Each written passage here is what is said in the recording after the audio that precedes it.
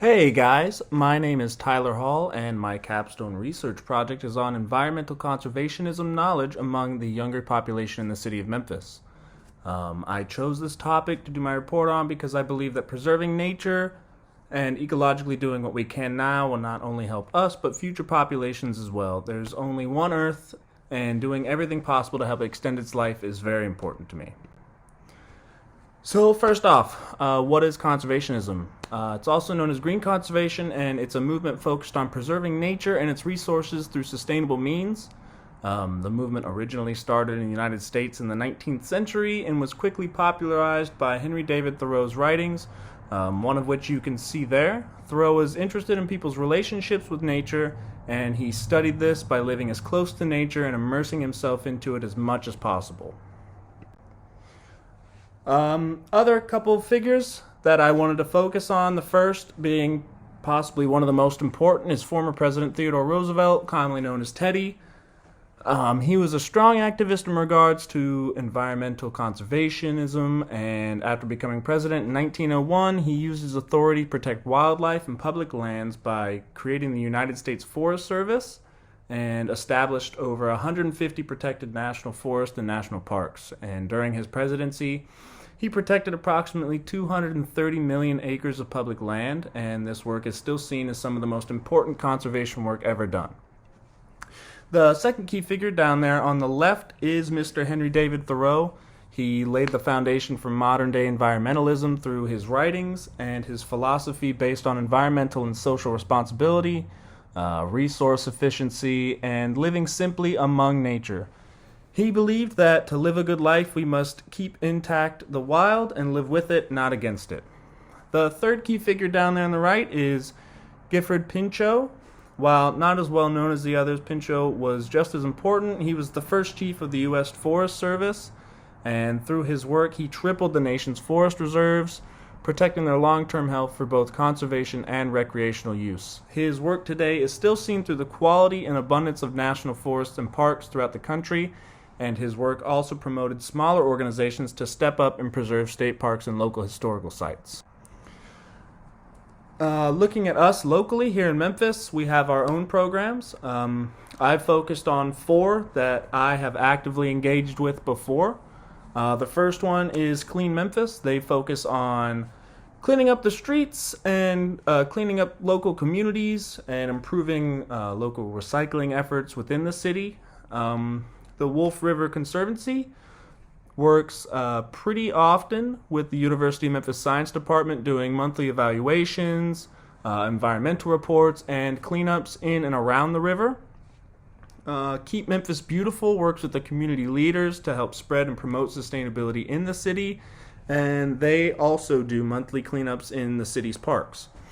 The Overton Park Conservancy is the one that I have personally worked with the most. They focus on preserving the natural forests in the park, doing cleanups, environmental evaluations, and just keeping the park as clean and pristine as possible. And without these programs, the city definitely wouldn't look like it does now, and I don't think as many people would be able to enjoy them as they do. They also help promote, all of these programs help promote just the high quality parks that Memphis is known for, such as Overton Park and Shelby Farms. And past research into these areas is what allowed them to end up being as nice as they are today, which kind of leads me into the next slide of key previous research.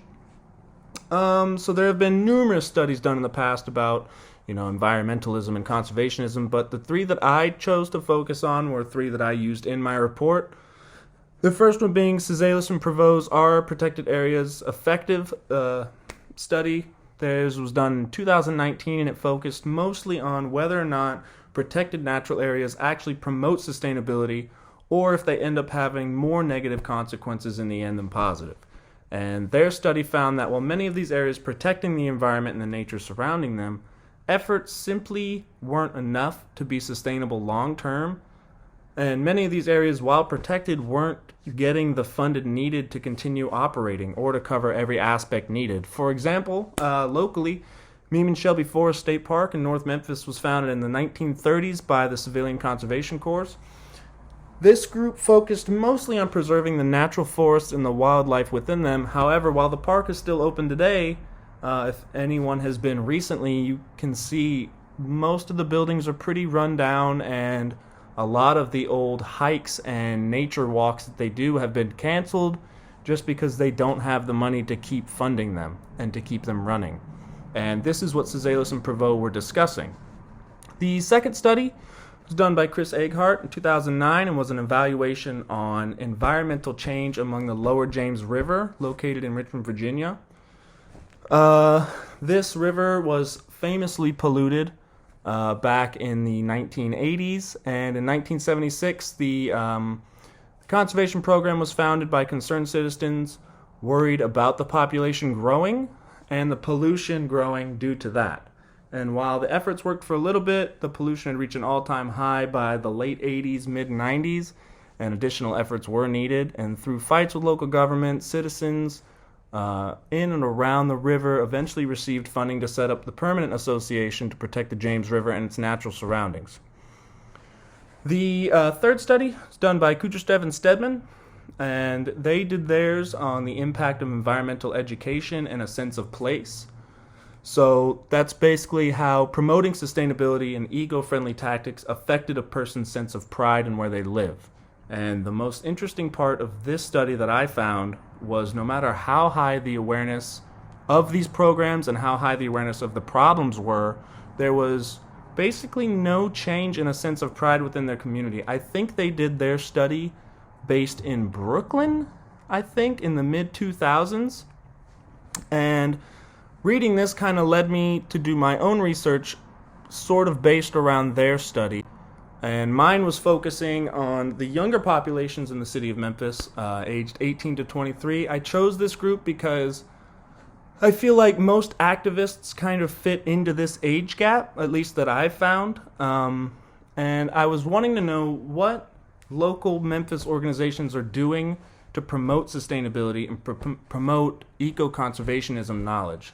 So I went out, I interviewed local YMCAs, I interviewed some of these programs such as the Wolf River Conservancy, Keep Memphis Beautiful, trying to figure out, okay, if you have knowledge of what we can do and how we can do it, are you passing it down to younger generations? And what programs are you running that people don't know about? So how did I do it? The key of the research was getting a general idea of, who knows what. So I came up with a short survey. It was 5 basic questions. Just asking a few basic questions on what you know, how long you've known it, what you do. And I asked questions such as, do you recycle? Have you ever participated in a cleanup? Do you know what conservation even is? I also interviewed those local organizations to see what they're doing, once again, what programs they have, what do they offer that people might not know about. And honestly, the results of the study were a little bit disappointing. I was pleased with the number of surveys I had done. I had 113 done, and the number of surveys that met my requirements for this study ended up being an even 50, which was nice. But the majority of the responses from the survey showed a lack of general action, but high amounts of general knowledge. So people knew about these programs and knew what they can go do, but very few people had ever actually gone and done something about it. So the methodology is there. Those were the 5 questions that I had asked. Age, have you attended a program recently? Have you done a cleanup recently? Do you even recycle? When did you first learn about this? Organizations say that due to the lack of funding, they can't advertise and market as much as they like, which I kind of understand, but YMCAs are donation-based and Keep Memphis Beautiful is funded by the city, so I was a little confused about that. On the survey side, I had 41 people answer no to have you ever participated in a local cleanup. I had 40 people answer no to have you ever attended a program. 30 people said yes, that they do recycle, and the majority of the people said that 5 to 10 years ago was when they first learned about conserving. So right when they were about, 8 to 13 years old, right in, kind of pre-high school age. The results of this, I found them mostly disappointing because it showed to me that people knew, what was going on and what programs these places offered, but they simply just weren't doing it. And this lack of engagement is what's leading to the defunding a lot of these programs, and that's only causing more problems. And, without these programs in place, parks will soon, start to degrade, and, less and less people will attend and go to these parks and, engage with the programs that they offer, and it's just kind of like a repeating cycle downhill. Participation in these doesn't only affect wildlife, but it affects the future generations down the road, and I think that while funding might not be there, the knowledge is, and people still kind of need to take advantage of that while they still can, because, once these programs are gone, it's extremely hard to get them back, almost impossible in some cases. And, when I asked these organizations about what programs they were offering, Keep Memphis Beautiful actually got back to me. They were the only ones that did. They said that they offer a tool loan program and they offer community grant programs, but very few people were actually using these. I don't know if that's due to COVID-19 or if it's always been like that. That's a question that I should have asked. When I asked them why they thought people weren't using them, the general consensus that I got through email was that there's just a lack of knowledge that the programs even existed because they don't have the funding to promote these programs. I mean, as far as I know, there's only 3 Keep Memphis Beautiful signs in the entire city. Sometimes you'll see them at bus stops, but I mean, we have billboards that feature lawyers, every other street. So I just feel like, the city of Memphis is very proud to call itself a beautiful city, but it isn't doing very much to help keep it that way, to me, it seems. Problems that I had doing this study, not very many. It all went pretty smoothly. Some of the interviews with organizations were kind of hard to get. A couple of them requested not to take part for whatever reason, and then I had a couple people had issues accessing the survey, but they were eventually able to access it and complete it and submit it to me, so that all ended up working out fine. If I was to redo this study, or maybe somebody else did this study and asked me for advice, I would definitely say set up more time.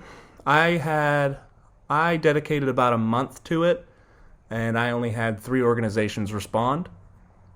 My survey numbers were fine, but I would maybe change the website that I was using SurveyMonkey, and I probably had 10 or 11 people say that they couldn't access it for whatever reason. But other than that, I had no problems that really affected the results of the study at all. So, wrapping up, I feel that continued research on this topic is very, very important. It's something that needs to grow and continue to spread across the country. Over the last couple of years, you've seen a lot of activists coming forth, like Greta Thunberg. She's doing incredible work in promoting sustainability and eco-conservationism. Global warming is at an all-time high, and, these programs have been put in place decades ago, and they worked great back then, but they're just not kind of keeping up with times, and the funding just isn't there anymore. And I'm glad to see that the attention's being brought to it, but attention alone doesn't get results. And I think that this is an issue that needs to be pushed aside. While I know that there are many going on in the country right now, I just feel like this is still one of the most pertinent, not only to us, but to our kids and their kids and their kids. And I think that the knowledge is there, the funding isn't, and I just don't see any major improvements happening with those circumstances. I just feel like the country needs to do a little bit better in regards to conservationism knowledge and just kind of not only knowledge but taking part in some of these programs. I mean, it takes 2 hours to go volunteer at a park, just pick up trash. I mean, even that is a step in the right direction. I wanted to leave you here with a quote. Truman P. Young was one of the researchers that I cited in my study. In his study, he said that although restoration can enhance conservation efforts, restoration is always a poor second to the preservation of original habitats, which I completely agree with. I think it just kind of goes and speaks volumes to what's going on in the city, around the country, around the world when it comes to conservationism and just eco-friendliness in general. But thank you guys so much for listening, watching, and hopefully you guys get out there and go pick up some trash. Thank you.